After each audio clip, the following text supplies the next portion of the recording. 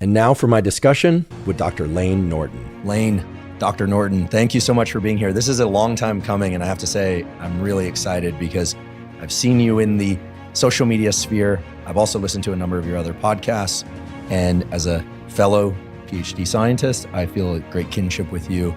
I know you have tremendous experience in fitness and nutrition, a number of areas. We also got a lot of questions from our audience, and I'm really looking forward to talking with you today. Yeah, I'm excited too. I mean, this, like you said, it's been something we've been talking about for a long time, so I was glad we were able to make it happen.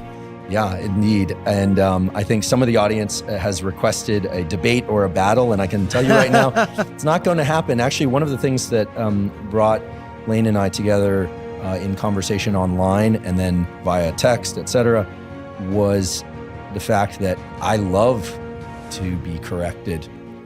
And that's what happened. I did a post about artificial sweeteners, which we will talk about a little bit later in the episode.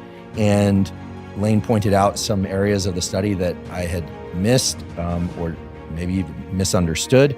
And I revised my opinions, and I think it's wonderful. And other studies have come out since then. So hopefully our conversation will serve as a message of how science and actionable science can be perceived, and that it doesn't always have to be a battle. But hey, if we get into it, we get into it. It won't get physical because we know you would win. So in any case, I'd like to start with something that's rather basic and yet can be pretty complex. And that's this issue of energy balance and energy utilization. I think most people have heard of a calorie. Yeah. I'm assuming that most people don't actually know what that is in terms of how it works, what it represents.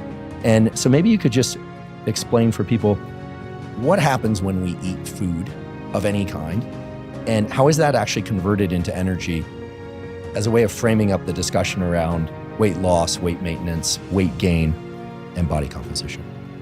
It's a great question. And like you said, this is one of those things where, people use the term calories in, calories out, and they say, well, that's way too simplistic. And I'm like, if you look at what actually makes up calories in, calories out, it's actually very complicated, right? So let's deal with the what you mentioned first. What is a calorie? Because I think a lot of people don't quite understand this. So a calorie just refers to a unit of energy, of heat specifically. And so, well, what does that have to do with food? What does that have to do with what we digest and eat? Really what you're talking about is the potential chemical energy that is in the bonds of the macronutrients of food, right? And by digesting, assimilating, and metabolizing those nutrients, we're able to create energy. And the end product of that mostly is ATP, adenosine triphosphate, which is your body's energy currency. So to understand ATP, just try to think about if you're trying to power these various reactions in your body. We're talking about tens of thousands of enzymes that require ATP. It doesn't make sense that you would have to create a bunch of micro explosions, right? You want something that can transfer high energy phosphates to power these reactions, to give up essentially its energy to power something that might otherwise be unfavorable. So a lot of metabolism is simply creating ATP, which the end of the line of that, I'm going to kind of work backwards, is what's called oxidative respiration. So that happens in the mitochondria. Everybody's heard mitochondria, powerhouse of the cell. And that is done through essentially creating a hydrogen ion gradient across the mitochondria, which powers the production of ATP by converting free phosphate plus ADP to ATP. Now, the way that hydrogen ion gradient is created is through, creating hydrogen ions that can be donated through the Krebs cycle. Now, the Krebs cycle is linked to glycolysis. So if we talk about carbohydrate metabolism, carbohydrates basically, other than fructose, get converted into glucose, which can go into glycolysis, and you can produce some ATPs through glycolysis, and then it boils down to pyruvate, then acetyl-CoA, which goes through the Krebs cycle, produces a lot more ATPs from that. If you talk about protein, Protein's a little bit different because protein gets converted to amino acids, which can be used for muscle protein synthesis or protein synthesis in other tissues. But it also can be converted through glyconeogenesis to glucose. And there also are some ketogenic amino acids as well.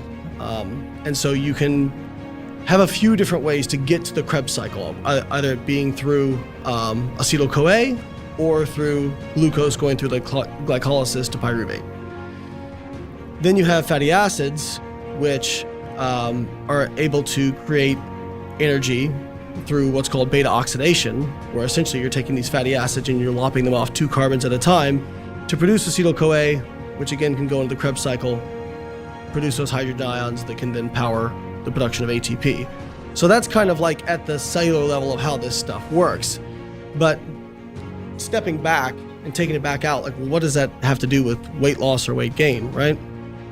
Well, when you think about the balance of energy in versus energy out, sounds very simple.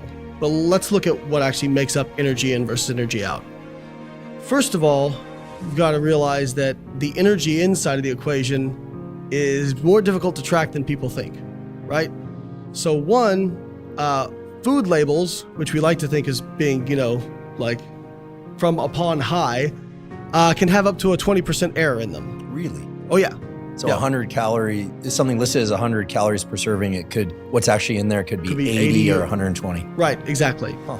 So that's one aspect of it. The second aspect is there's what's called your energy, but then there's also metabolizable energy, right? So if you have food stuff with, say, a lot of insoluble fiber, typically insoluble fiber is not really digestible. And so you could have, quite a bit of carbohydrate, but if you can't extract the energy from it, and typically this is because insoluble fiber from like plant material, the carbohydrate and even some of the protein is bound up in the plant structure, which makes it inaccessible to digestive enzymes. And so this is what like adds bulk to your stool and whatnot. But again, reduces the metabolizable energy in there. And there's some evidence that based on people's individual gut microbiome, that some people may actually be better at extracting energy out of fiber compared to other people. So just starting off right there, okay, there's quite a bit of play in the energy inside of things. Now, one of the things people will say is, well, see, that's why you shouldn't worry about tracking calories, because, if the food labels can be 20% off. And what I'll say is, okay, I understand where you're coming from, but typically if it's off, it's going to be consistently off. And if you're consistent with how you track it, eventually you'll be able to know kind of what you're taking in. And that's kind of like saying, well, don't worry about tracking, if I like to use financial examples. We know that to save money, or you have to earn more money than you spend.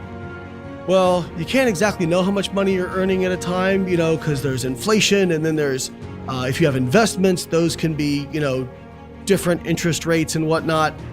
It's like, okay, but if you have a budget, you have a reasonable idea of what it's going to be, and you make certain assumptions, but you can relatively guess. Yeah, that's a good example. Right. So now let's look at the energy outside of the equation, which is actually way more complicated, right? And so your energy out is a few different buckets. The first one and the biggest one is your resting metabolic rate, so your RMR. And that for most people is anywhere from 50 to 70% of your total daily energy expenditure. Now, people use the term metabolic rate and energy expenditure kind of interchangeably, but they're not the same thing. So your total daily energy expenditure is the summation of all the energy you expend in a day. Walking upstairs, Everything. Exercise if you do it. Fidgeting, yeah. Plus your resting metabolic rate. Right, so resting metabolic rate is a big part of that, but it's not the only thing. So that's usually about 50 to 70%. And sedentary people will be on the higher end of that, so it'll be a bigger proportion, whereas people who are more active, it'll be a little bit lower, not because their metabolic rate is lower, but because they're expending a greater percentage of their calories from physical activity. Then you have something called the thermic effect of food, which is a relatively small percentage of your total daily energy expenditure. It's about 5 to 10%. And very difficult to measure, and usually what researchers do when they're kind of looking at this stuff is they just kind of make an assumption about it. They use a constant. But that's about 5 to 10% of your daily energy expenditure. And that refers to the amount of energy it takes to extract the energy out of food. So think about your body kind of like a car, right? You don't just have gas in your tank and it spontaneously starts up, right? Like you have to have a battery, so you put in energy so you can get the energy out of the petrol that you have in your car.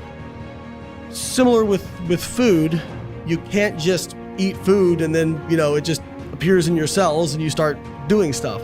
It has to be systematically broken down and put into forms that can actually produce energy. And so you have to put some energy in to achieve that. And a lot of times people will say something like, well, not all calories are created equal. That's not true, because calories is just a unit of measurement, right? That would be like saying not all seconds on a clock are created equal. Yes, they are.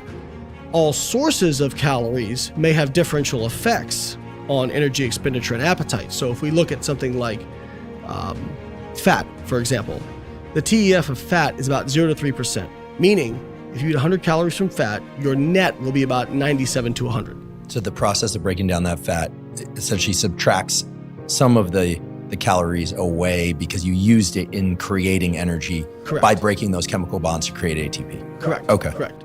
So you have, like, for example, some enzymes that require ATP to run these processes. Now, fat is actually the easiest thing to convert into energy. Then you have carbohydrate, which has a TEF of like 5 to 10%. So you eat 100 calories from carbohydrate. And obviously, like, the fiber content makes a big difference on this. But if you eat 100 calories, you'll net 90 to 95. Protein is about a 20 to 30% TEF. So if you eat 100 calories from protein, you're only netting 70 to 80. Now you're still net, people say, well, you can't eat too much protein. Well, people will ask, well, can protein be stored as fat? The carbons from protein, it's unlikely it's going to wind up in adipose tissue. But if you're eating a lot of protein overall as part of a lot of calories, it has to be oxidized, and it can provide a calorie cushion for other things to be stored in fat.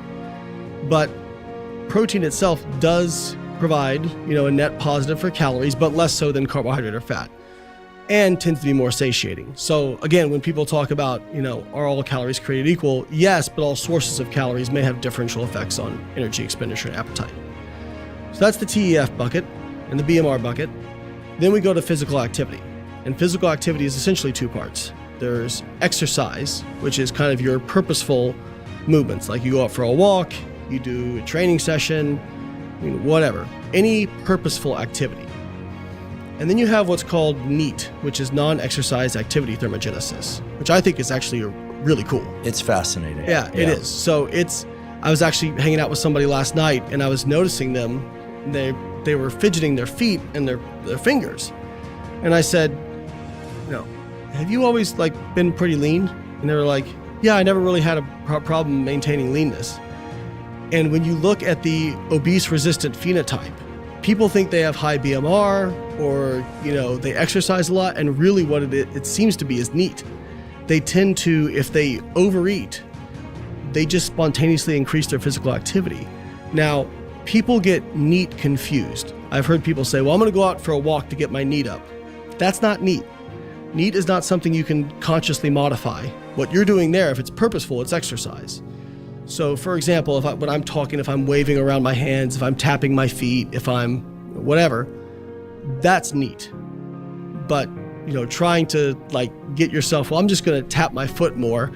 Well, now if I'm consciously having to do this, then my focus, you know how the brain works. Very hard to do. You don't really do two things at once. Right. You kind of switch quickly between tasks, Absolutely. right?